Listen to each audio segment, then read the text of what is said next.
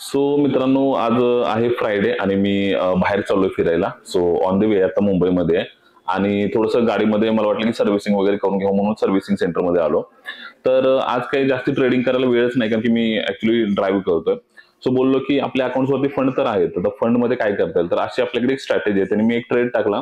Market literally बघितलं नाही, किती ओपन झाले पण बघितलं नाहीये आणि त्याच्यामध्ये प्रॉफिट्स आहेत रनिंग समथिंग. तर ते प्रॉफिट्स बघा पहिले.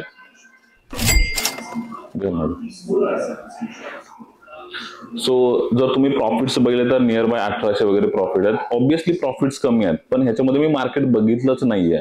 आणि एक फंड चांगला आहे याच्यामध्ये, 5-6 लाखाचा फंड आहे आणि त्याच्यावरती मला वाटतं 2000. अजून तर मार्केट म्हणजे 11च वाजलेत. सो मी ओपनच ठेवीन पोझिशन, 2-3 वाजता कट करेन. मार्केटमध्ये अशा स्ट्रॅटेजीज आहेत ज्याच्यामध्ये आपल्याला चांगले रिटर्न्स बनतात, पण कमी बनतात. पण नो प्रॉब्लेम ना, मी ऍक्च्युली माझं काम करतोय, सर्व्हिसिंगला आलोय आणि बाबा सर्व्हिसिंगचा जो पण खर्च होईल माइट बी यानेच निघून जाईल है ना.